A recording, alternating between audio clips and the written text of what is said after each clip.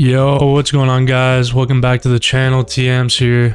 I remember when I was first starting out the tower a couple months back, kept hearing about perks, and you get it early on.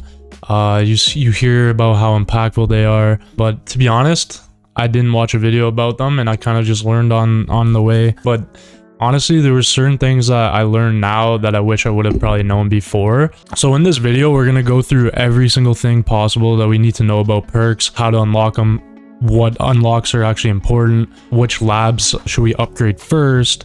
We're gonna go over the cost, how long it takes, what we should dedicate for them. Even the order of perks matters a lot, what to ban. We're literally going to cover everything. If you want to skip ahead to certain timestamps, there will be timestamps in the video. Just check them out if you're only looking for a specific thing. But if you're brand new to the game, honestly, I would suggest you watch this video. I think you'll learn some new things, and it's going to help you in the long run if you start getting your perks enabled early as possible. So let's hop right into the video. To unlock perks, first off, it is milestone tier 2 150. That is where you have to get to. That will happen pretty early on in the game. I don't remember how long it took me, maybe a couple weeks to a month, but definitely try to get perks unlocked right away. Once you hit this milestone, you're going to go into your labs. You're going to unlock perks lab, and now you have perks. The way perks work in run, they're up here at the top bar right here. There's the waves that you're at, and then the wave required to unlock a new perk. Every time you get that bar filled, you will get a new perk. So I think the most important thing about perks is knowing about the labs and what labs to actually unlock. So let's go over all the different labs and when we unlock them. So you have unlock perks tier 2 wave 150. Then you have first perk choice, which is at tier 2 wave 250.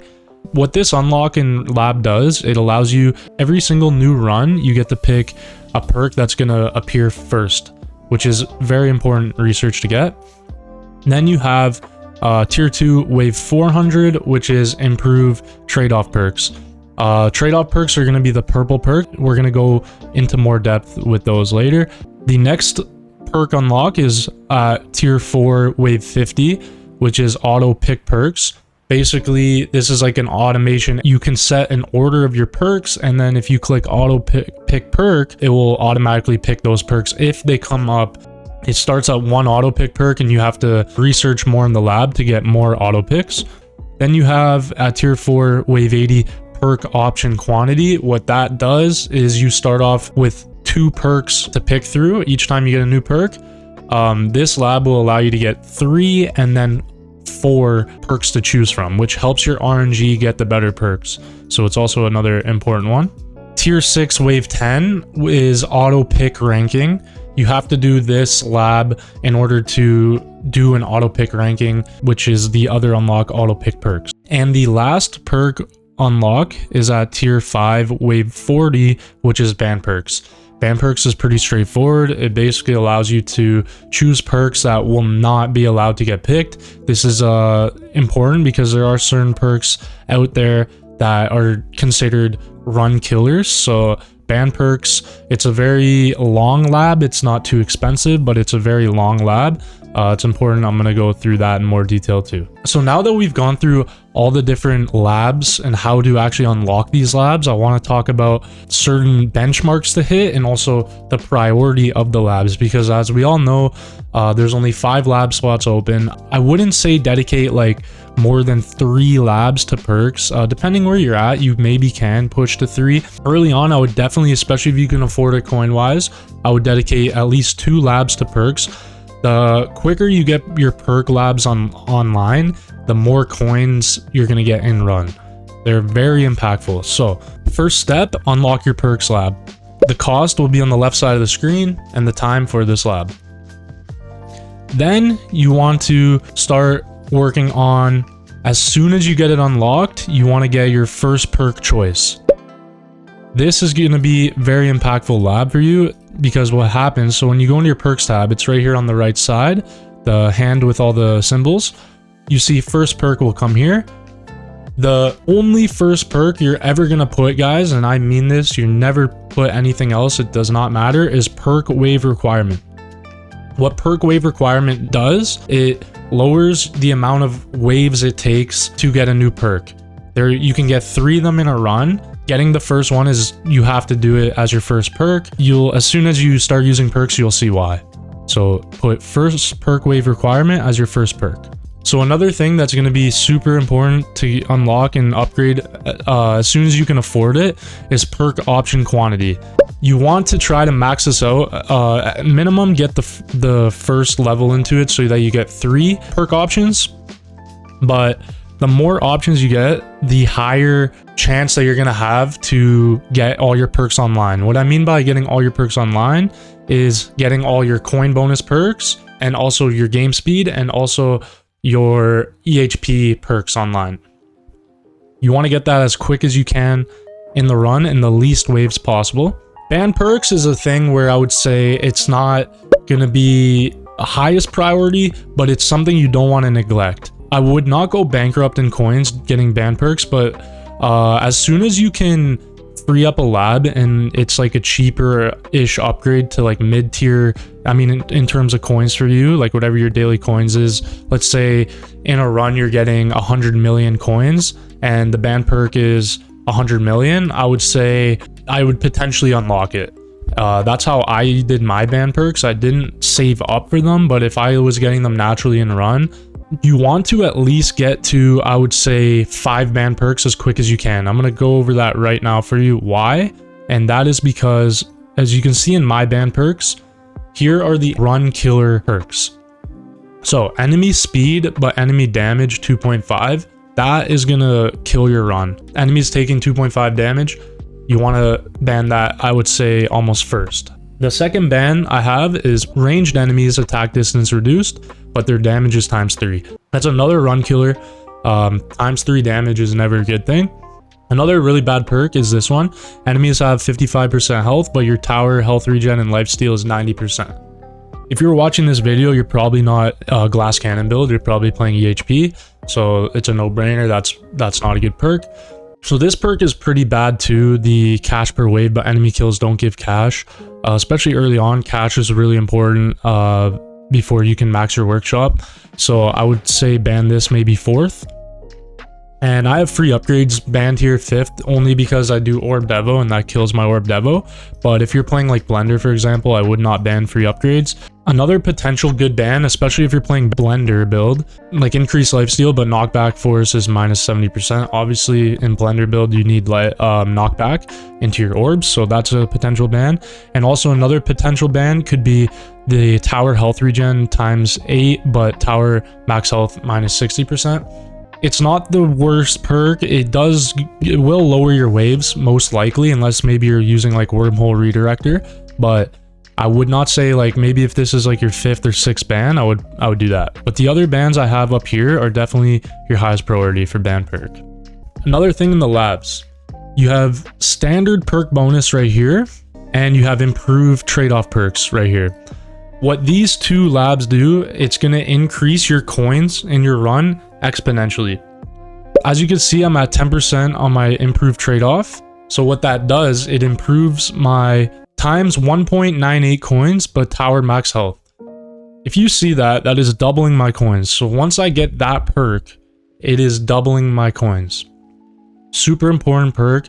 I know it looks bad with the tower max health, but honestly guys, use that perk every time. It is number 3 in my rankings, which I'm going to go through my rankings right after this.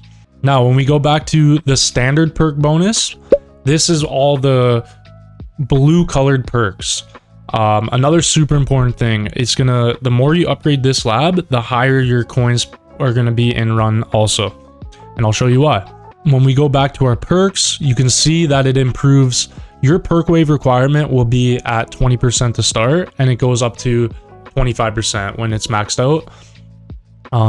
All these perks right here are all getting buffed with that lab. So your coin bonus, defense, max health, health regen, all being upgraded with that lab.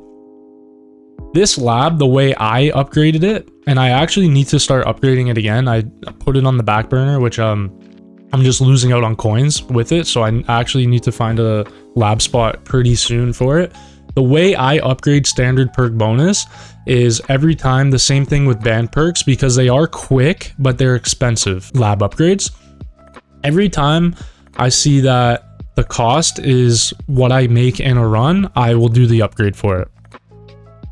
I wouldn't say like hoard a bunch of coins, because there's other things that you want to hoard coins for at this level in the game, but do not neglect your standard perk bonus. You will notice a huge coin jump every single level. So these two perks, improved trade-off and standard perk, make sure you're upgrading them as your economy of your tower goes up and up. The last lab I want to talk about real quick is the waves required lab. It might seem like a really good and important lab, but it really isn't, and it actually can negatively affect your tower if you get it too low. Mine's level 5. I would say don't go past level 15, maybe 20 if you want, but honestly, don't really waste your time with the waves required perk. It's just going to take up a slot in your lab, and you're not going to really notice a huge difference in it. So guys, this was the biggest thing that I struggled with, I think, when I first started playing with perks in the tower. I had enough common sense. Like I said, I didn't watch any videos on this topic, but I did have enough common sense to know that like perk wave requirement and increased max game speed was the two most important perks. The thing I failed to realize was there was a good period of time where I was not using this perk, this trade-off perk, the double coins perk, because I figured that I'm gonna die too soon and I'm not gonna hit high enough wave. But I haven't done the testing actually, but from my own experience, dying 300 waves to 500 waves earlier than you would have, but having this perk for let's say 2,000 waves before that is gonna net you double the coins for that amount of time, which is going to be a lot more than the little bit of waves that you're going to miss out on. Yeah, you're going to miss out on a little bit of cells too, but there's a reason why everybody uses that perk. You should too. The second thing I didn't really fully realize right away, but I started to catch on to it, is the green perks right here are all your ultimate weapon perks. So it only accounts for the ones that you have unlocked. Let's say you have a perk like or ultimate weapon like inner landmines, for example. This is what I had. The perk you get is an extra set of inner landmines for it, but it's not really like a huge deal to pick it. The beauty of the green perks, even the trade-off perks, is that you can only pick them once in a run, so it ends up taking it out of the RNG pool. The reason you want to do that is because let's say you want to get your perk wave requirements, all 3 of them. You want to get all 5 of your coin bonuses. You want to get your EHP perks like defense, max health, health regen, even like cash bonus. The more perks you can get out of your RNG pool means that there's a higher chance of getting the perks you want. Give you a quick example. Let's say these 3 perks right here are what I got as my perk options. Now, I don't have, let's say, my golden tower bonus yet, or I don't have any of these perks, maybe just like a perk requirement, and I want those perks. Obviously they're at the top of my list. So in this scenario, what I'm going to pick is not cash bonus. I'm actually going to pick chain lightning.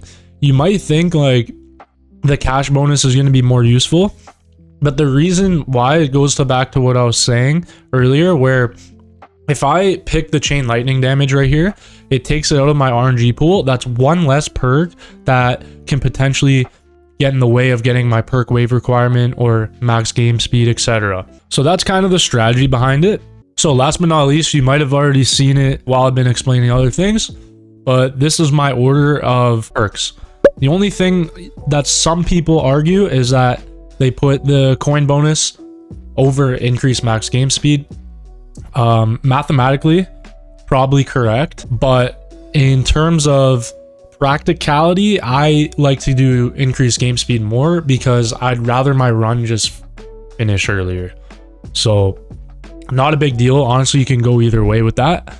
Then I have my golden tower, black hole, death wave, the holy trinity perks. You want to get those going as quick as you can. Obviously, that's where your money making is at.